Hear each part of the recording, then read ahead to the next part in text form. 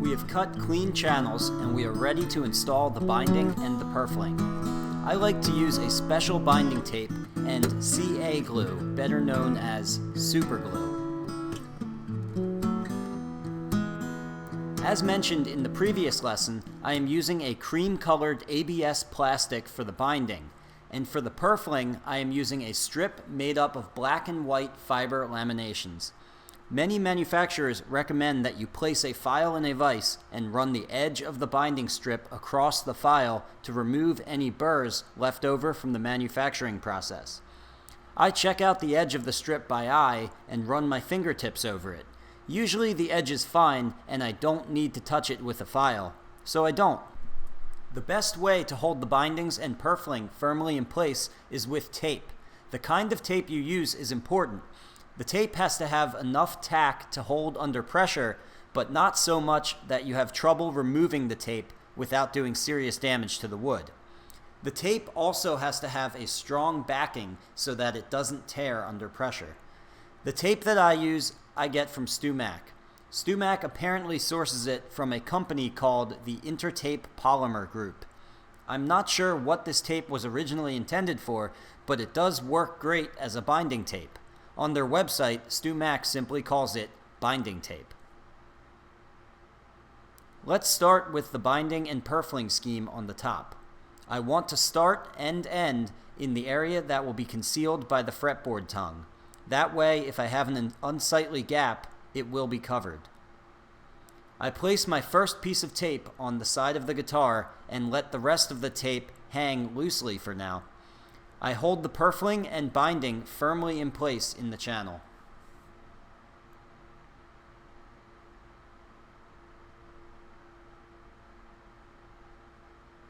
Still maintaining pressure on the binding and purfling with one hand, I pull the tape over the top of the guitar with the other hand, making sure that I pull the tape tight against the back of the binding strip. The tape is effectively acting as a clamp, so if you don't pull it tight against the binding, it won't press the binding and purfling firmly into the channel. It's always a bit awkward getting that first piece of tape on, but once you have that end held in place, the job becomes a lot easier. I apply the next piece of tape, again by first attaching the tape to the side and then pulling it tight over the top of the guitar. I leave a small gap between each piece of tape. That way I can later wick superglue down into the channels, in the areas between the tape.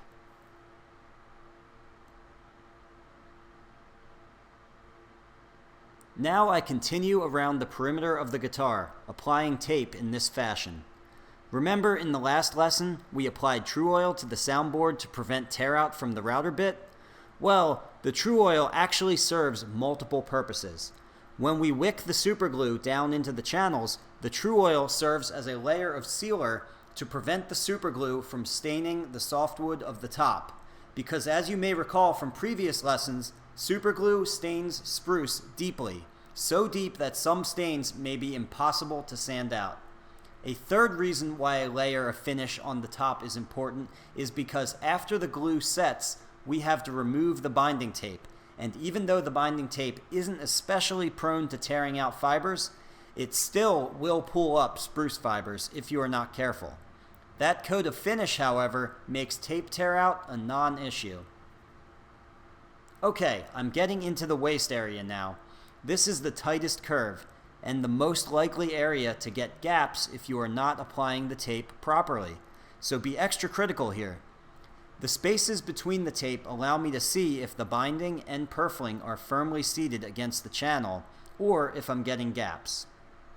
I'm always on the lookout for loose fibers in the channel as I work, and here I'm stopping to scrape the channel with a razor knife when I find loose fibers obstructing the fit.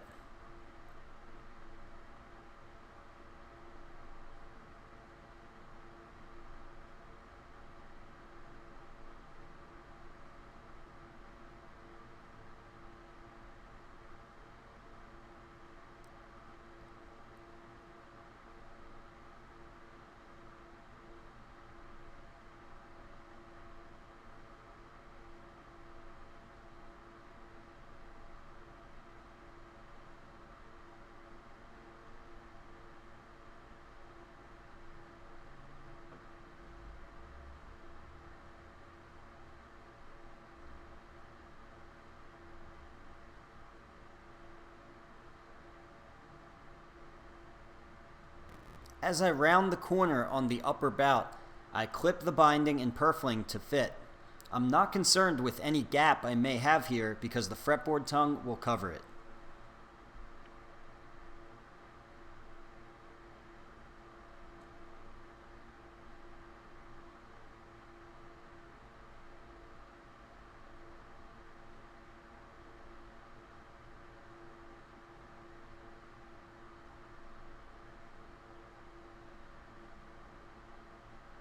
Now I check the whole thing for gaps.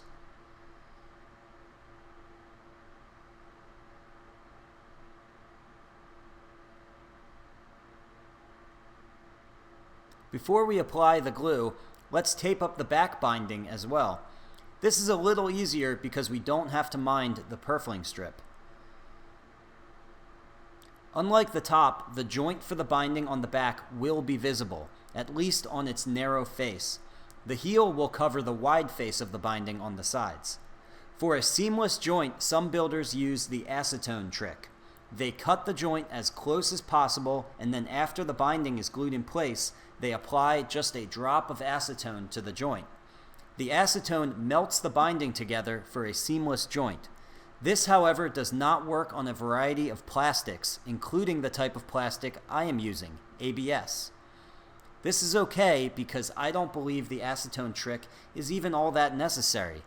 If you cut both ends of the binding at an angle, essentially a scarf joint, and then file one end back until it just barely fits, you will never find that joint after you glue it in place and sand it back.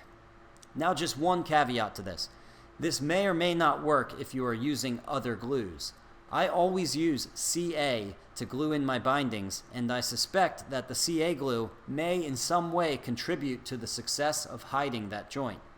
Maybe it's because CA glue also on some level melts the binding at the joint. Scientifically speaking, I can't say for sure that that is what happens. I don't know. But regardless, on an experiential level, I can say that when I use a scarf joint and CA glue, the seam disappears. Now ordinarily, the binding overlaps like this.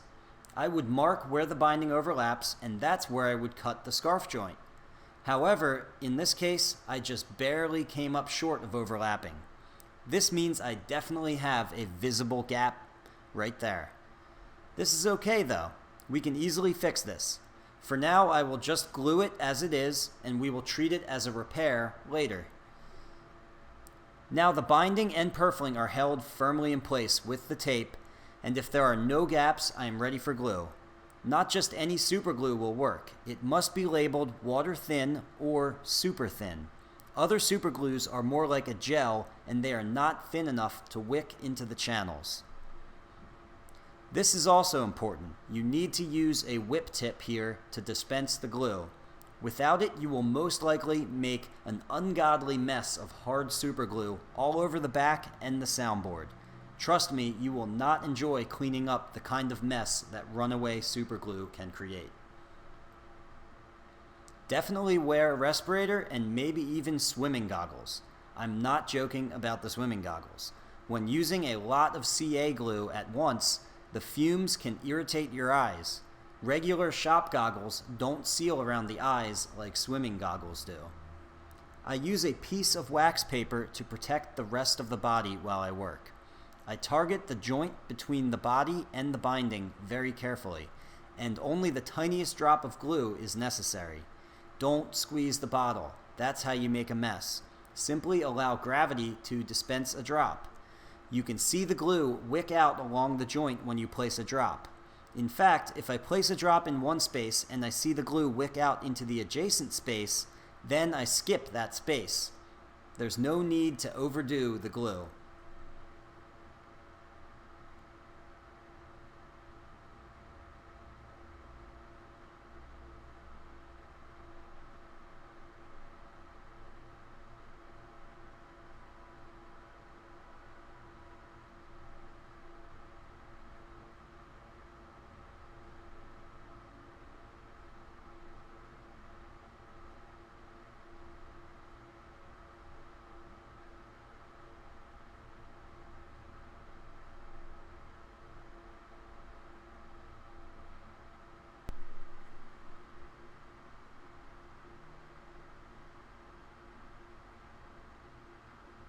I also target the joint on the sides as well, just to be sure the glue is throughout the joint. It's a little harder to follow with the wax paper here, so I just keep a paper towel handy and quickly wipe up any large drops.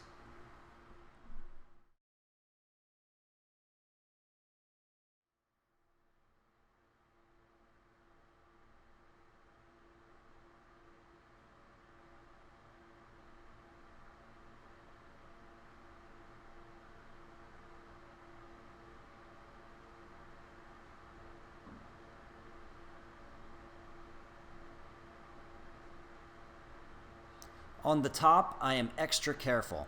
Even though I sealed the grain with finish, I still want to avoid getting CA glue on the top as much as I can help it. I target the joint between the purfling strip and the binding rather than the joint between the purfling strip and the top, just because that keeps the top a little cleaner. Just to be clear, you will get some superglue on the top, and that's okay. The finish is there to protect it. The real worry is if you simply bathe the binding and purfling scheme in CA glue. The CA glue is thin enough that somewhere it will find an opening and get beneath that coat of finish, and possibly leave a stain.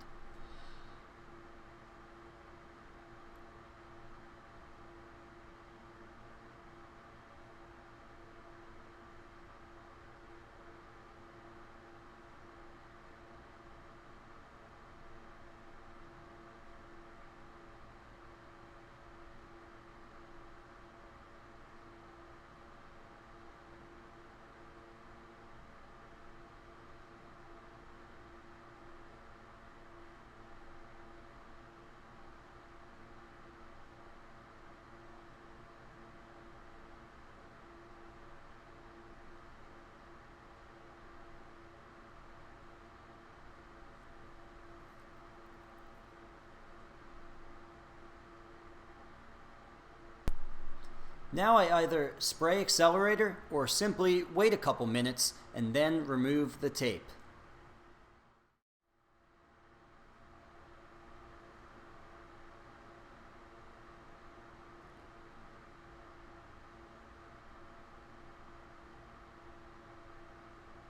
Now we just have to scrape and sand everything flush.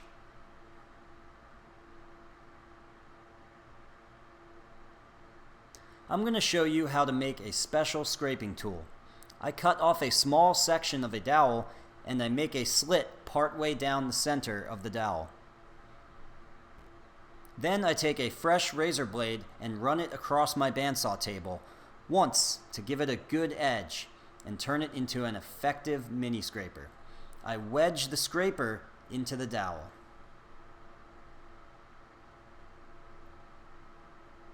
And now we're ready to scrape.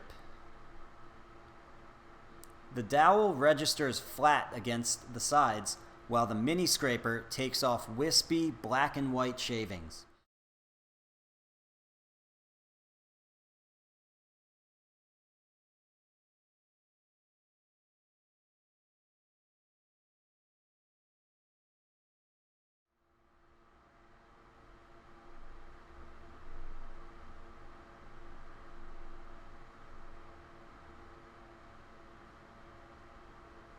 Once I'm nearly flush, I switch to the random orbit sander to bring it the rest of the way, and to clean up the glue mess.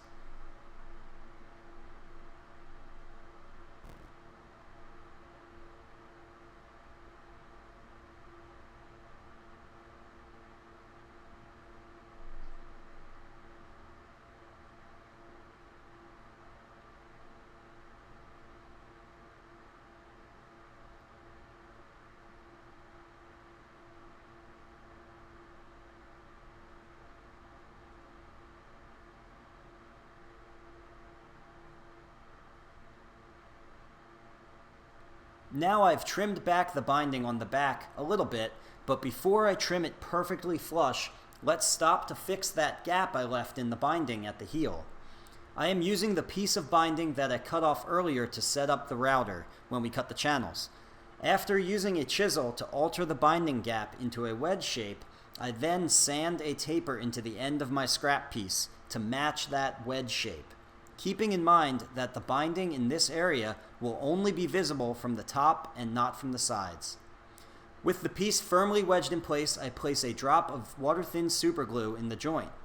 Once the superglue is cured, I clip off the excess and continue scraping and sanding everything flush.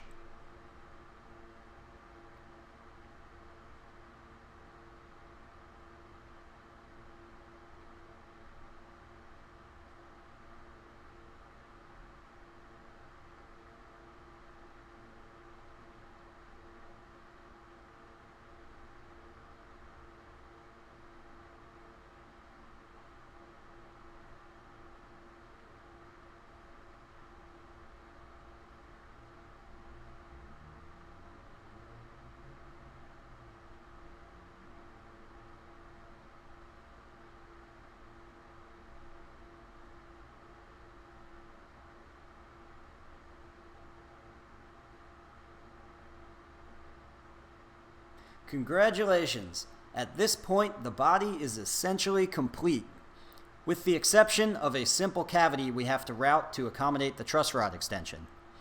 This is a good time, however, to appreciate your work and reflect on what you've done so far.